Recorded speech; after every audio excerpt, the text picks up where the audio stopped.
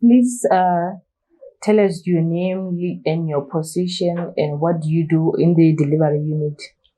Okay, my name is Mpopo Tswaela. I'm a member of the Prime Minister's Delivery Unit. The Delivery Unit is constituted to facilitate processes of accountability and oversight throughout the public service. But the design is such that the Delivery Unit does not replace or replicate or duplicate in any manner the work done by official government structures that are already in place and established to promote accountability and delivery. But the decision to constitute a delivery unit by the Prime Minister, I think, is based on lessons of non-delivery and lack of implementation throughout the public sector for so long. And this is despite the existence or availability of enabling legislation, the Public Service Act 2005, Section 1213. Section 12 establishes the office of the Cabinet Secretary and bestows onto that office the responsibility to supervise and to trigger processes of accountability throughout the public service. Section 13 establishes principal secretaries or the offices of principal secretaries, and which then mandates them to put in place systems and structures to enable implementation within respective ministries overseen by the different principal secretaries. But over and above that, you have the Public Service Regulations of 2008, Chapter 5, a chapter dedicated specifically to performance management. So the Prime Minister coming into office says it's a paradox. It cannot be explained that despite the existence of a wide literature, a wide a wide compendium, if I should put it that way, of laws and legislations to enable performance management and implementation within the public sector. The public sector of Lesotho is characterized by non-delivery, corruption, poor oversight, lack of consequences for non-delivery, serious culture of impunity where performance is concerned.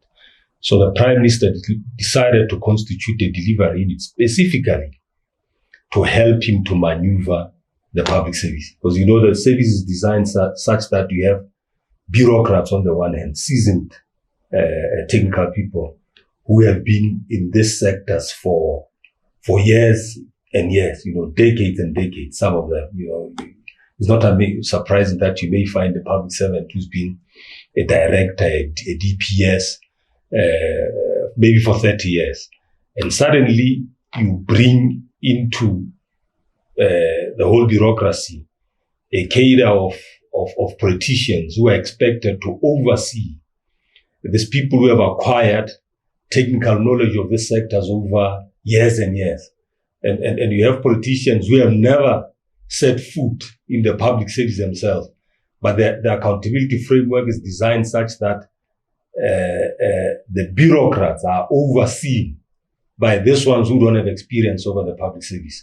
The same applies to the Prime Minister. You see, you have a Prime Minister that has to oversee the Government Secretary, make sure that the Government Secretary delivers and performs his functions as spelled out in the Public Service Act 2005, Section 12, and the Constitution as well, Section 97, I think, of the Constitution.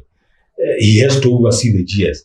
How do you expect somebody who has never set foot in the public sector to suddenly know the ins and outs of overseeing a government secretary? Seemingly, if the GS does not function, assuming that the Prime Minister does not oversee the GS properly, that says the government secretary does not take any agenda to cabinet, because the accountability system is designed such that the Prime Minister oversees cabinet ministers based on an agenda brought by the GS into into cabinet.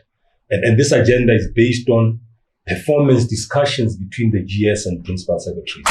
So the Prime Minister constituted a delivery unit specifically to help him maneuver the public service. Because there's a big assumption that prime ministers will know. And so the question is, if the prime minister says, I want to appoint to specific positions of government individuals based on meritocracy to run the public service, PSs, we've just gone through a very rigorous process of open recruitment, and the prime minister is calling for experience in these positions. But nobody over the years has questioned the experience of the prime minister who sits at the echelons of the public service, the only person who everybody is answerable to. How do you expect that person to understand how to manage, for example, the Minister of Finance? If you say the Minister of Finance is performing, how does the Prime Minister know? Let's assume the GS is not performing. How would the Prime Minister himself know, who does not have experience of the public sector? How would he oversee the GS? So he has constituted a delivery unit with capacity, with individuals or with knowledge of the public service, the ins and out of the public service. How does the public service operate? But he has also called in individuals from his own political party, National Executive Committee, because first and foremost, before there's government or before there's a political office in government, there's politics. A party goes for elections, it promises citizens X, Y, Z, and citizens elect the political party into office. Once the party is in office, then the party deploys, its personnel into government. You have ministers, and suddenly these ministers are deployed into government as ambassadors of that particular party's mandate. And this mandate is a mandate that the party signed a social contract with the people to deliver if voted into power. So the PM says it makes no logic to have a delivery unit that does not have people who sit in the National Executive Committee, a committee that has deployed its people into government. So you can see the link. There's a system of accountability in government, that is regulated by legislation and policies that drive the public sector. But there's also accountability, over deployees of a party who work in government through a political system. And that is driven and led by the National Executive Committee of the party. So you have in the delivery unit people with experience in Lesotho's public service to help the Prime Minister maneuver the public service. And you have people coming from the party National Executive Committee to help the leader of that party to oversee the deployees of that party politically once they sit in a forum that is constituted by the National Executive Committee of the party. Yes. Okay, thank you. I think the introduction has summarized everything. Yes. So it is right for the delivery unit that it re-emphasized the part of the delivery note that was said by the Prime Minister in his inauguration speech on the following questions that will follow. Yes. Can I go ahead and yes, ask? You can go ahead and ask the question. How does the government plan to address the economic challenges mentioned in the speech, such as recession and the declining revenue from SACCO? Okay. I think if you read the speech very well, and I'll really encourage you to keep on, making reference to the speech. Okay. The speech says, and I'll paraphrase the Prime Minister. Okay. The Prime Minister says the only difference that this government is going to do is to make accountability or make the dealings of government transparent. Put out there what constitutes performance of each and every public servant, so that there can be social engagement and citizen engagement around whether that particular individual is performing or not performing. As it is right now, and coming straight to your question now, a good question would be, who is responsible for making sure that which you have asked happens? If it is the Minister of Finance, you want to say, where is the performance contract of the Minister of Finance? Because in his remarks during inauguration, the Prime Minister said to the GS, formulate performance contracts, so that as people engage about the delivery of government, as people try to respond to the same question you've asked, they do that within a context of a framework that can enable performance management, which is a framework characterized by a strong performance management system. And I'm saying, if to date, media, civil society, and Basotho generally have not seen performance contracts of different ministers and PSs, it would be difficult to respond to such questions. I'm not a minister, for one, so I cannot respond to a programmatic question of government, but I'll respond to a system and structural issue that would make a response to that question easier for you. And I'll encourage you to say, this particular question I'm asking, to which particular sector do I think a response can come from? So I'll encourage you to go and speak to the government secretary and say, yes, look, you oversee PSs, and within the public service, there's a PS responsible for what? For the question you've asked. Can you arrange a meeting with a particular PS, because the Prime Minister has called on the nation to do what? To engage with the business of government. He has said, open up the dealings of government to enable citizen engagement for what? Because logically, if you study behavior sciences, people behave in a positive manner when they know they are likely to be asked. When they know that which they are responsible for is transparent and can be asked, is open to anyone. But if they know that, and which has been the situation in government for so many years, as media, as journalists, you have never known what the government's program of action is. You have never known who has to deliver what, when. And as a result, that in itself, makes it easy for the bureaucracy to do what? To play media, politicians, the people, against each other, because you can't say, we know that by the 10th of October, today, PS X and Y, you should have delivered on deliverable A, B, C, D, and E, and F. So I'm saying to you, the right person to respond to that question is the government secretary, who has the authority to convene the right officers to do what? To respond to those questions. But over and above that, if this is a priority of government, it means the GS by law must be in a position to know, how far and what government has done to realize that priority, because he cannot oversee a PS in a sector without what? Without knowing what that PS is responsible for. If, for example, you were to ask me a question of how is government going to turn around the plight of TB and maternal health in Lesotho, I would confidently say, go and ask the GS, because the GS oversees the PS of health.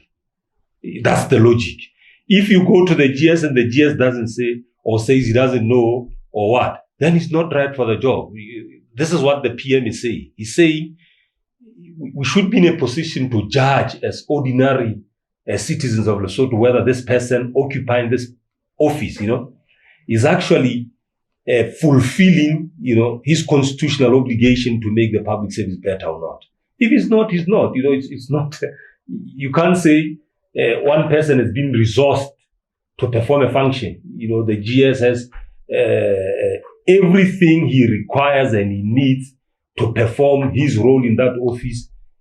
But when it comes to question and answer sessions, he's not aware. If he's not aware, then I would say that says he's probably not right for that office. So I'm saying I encourage you to go and speak to the government secretary. He will know who to ask if he doesn't know. And I also encourage you to say to the GS, how come you don't know, but you oversee a principal secretary who is responsible for executing and performing on this particular question that I'm asking? Yeah.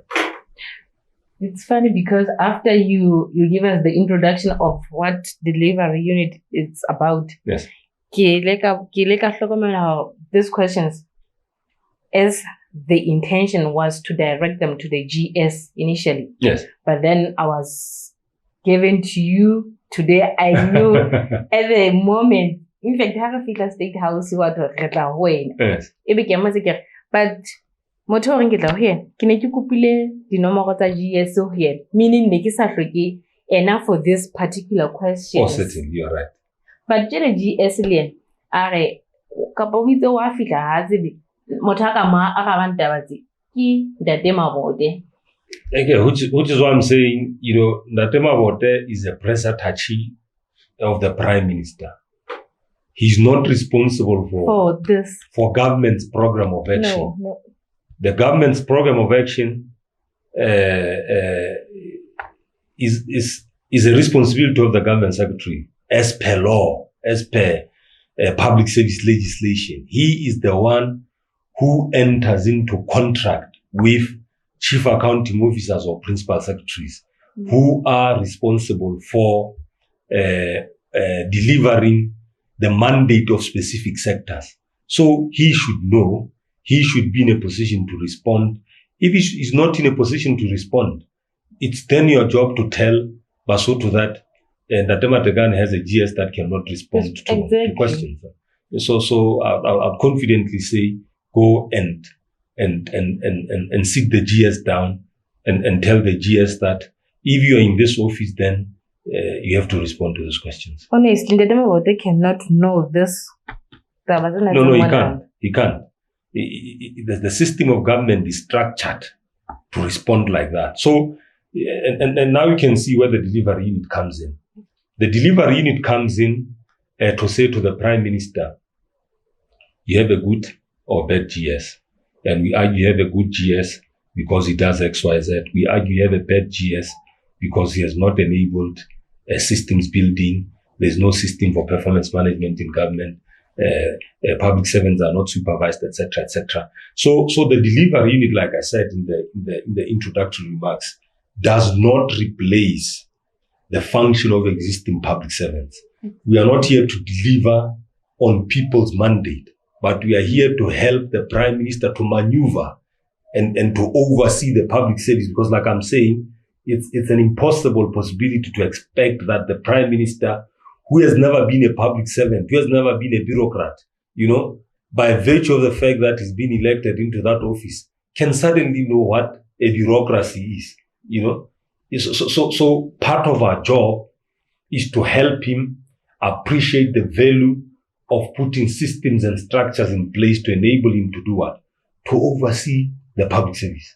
That's our job. It's our constant obligation to remind him that, hey, PM, you are sleeping on the job. You see, Cabinet is meeting, but Cabinet is not meeting to discuss performance of government.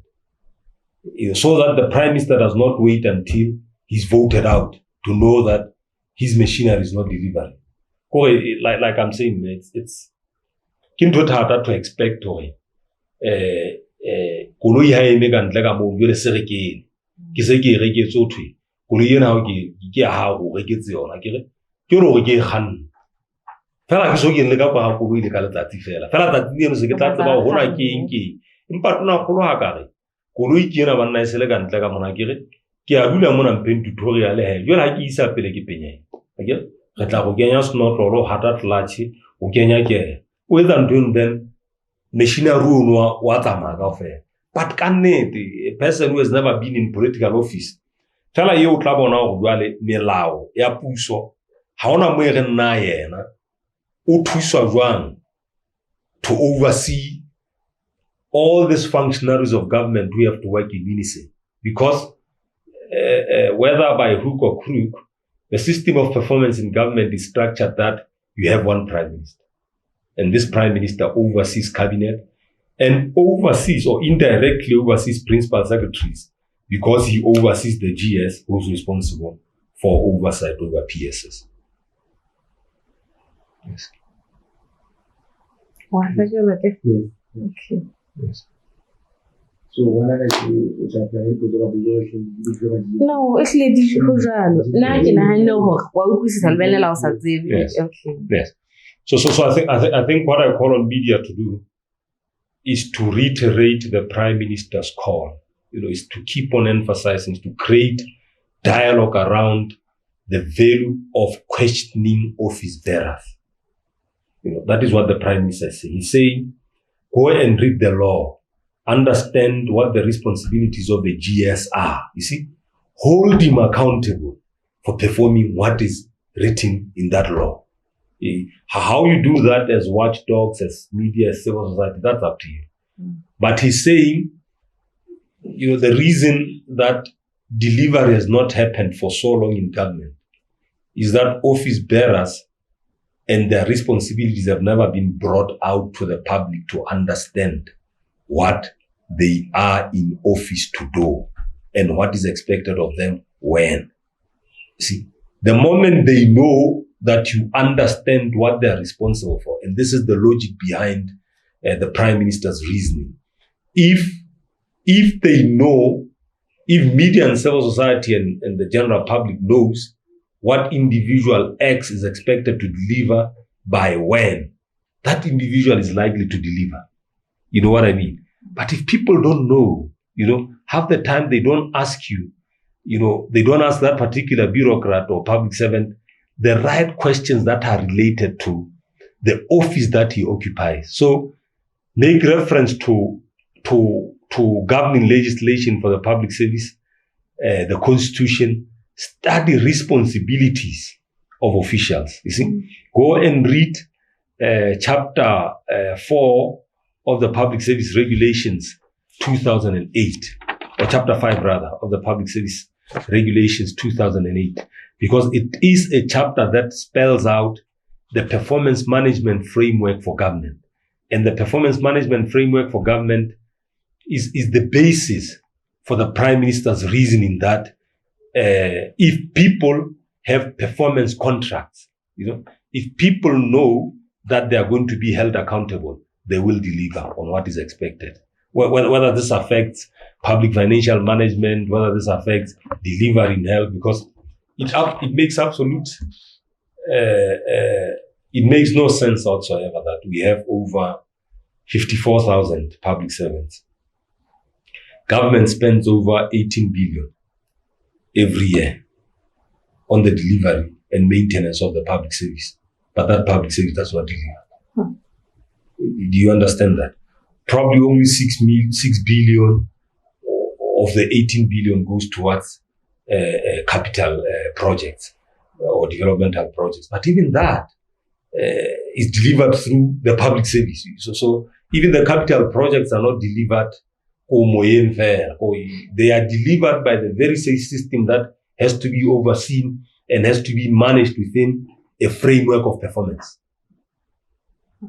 So I think an interesting story is how far has government gone in terms of instituting a performance management system as instructed by the Right Honorable the Prime Minister, and if that system is in place, what is the role of district administrators? What is the role of local authorities? Because if you read the speech, he says, government secretary put in place a reporting and reflection framework, from the top of government, to the lowest implementing unit of government.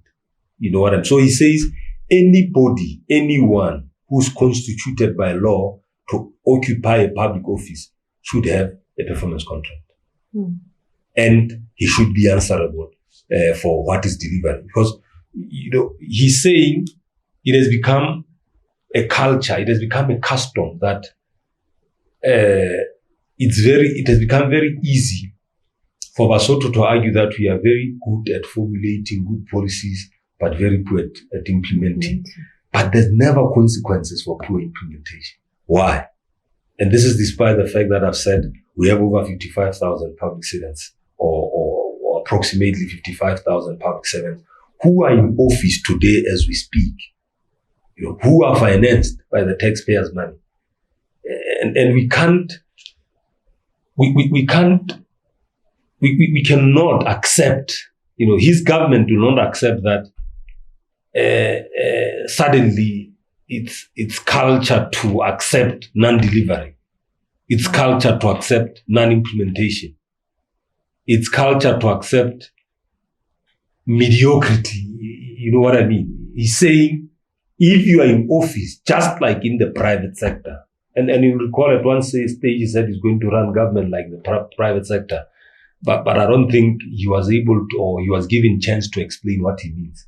He says in the private sector, every cent that you put into that system has to produce an expected result. Do you know what I mean? So every cent out of this 18 billion that government invests every year should ideally produce a satisfactory program of action.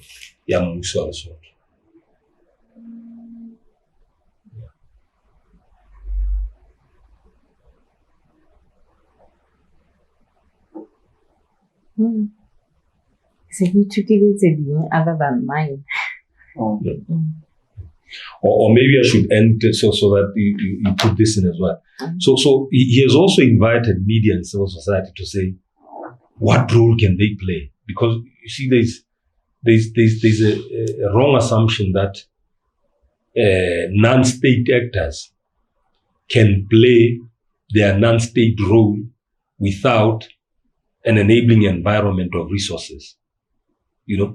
For you to produce a story as a journalist, there are expenses to be incurred. You know what I mean?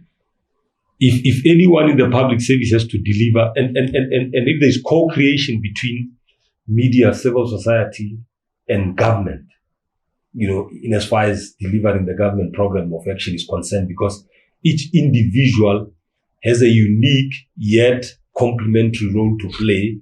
It cannot be that non-state actors cannot be supported to play their specific role. I've learned that there's a civil society policy stuck, or a non-state actors policy stuck somewhere in the Ministry of Finance, which is a policy that will define how government will support non-state actors to play their role. Because we have to understand the role and responsibilities of non-state actors within a system of co-creation. You cannot play a watchdog role that can make the system better, but not be considered a part of the system. You see? So I'm saying to you, it should not be hard in a system of subsidiarity, in a system where a function is followed by resources, for non-state actors to be resourced or to be enabled, to be capacitated to play their role, if that role it fits perfectly within a system that can enable, the value chain of accountability in government. So I'm saying to you, go and ask the Prime Minister what he has in store in terms of support and capacity building for media and civil society to play their role, in as far as creating a platform for social engagement, a platform for citizen engagement, a platform for vertical and horizontal accountability, monitoring and evaluation, a watchdog role, because overseeing government requires evidence. Media is custodian of evidence. So if you are custodians of evidence, if you are a platform through which evidence can be, distributed, shared throughout the country to enable people to jump onto the bandwagon of what government is doing, then you have a role to play, and that role has to be capacitated. So I'm not talking anything outside what the Prime Minister said. I'm just trying to emphasize and reiterate what is contained in these inauguration remarks. Yes. Okay. Yeah. Yes. Okay. Again,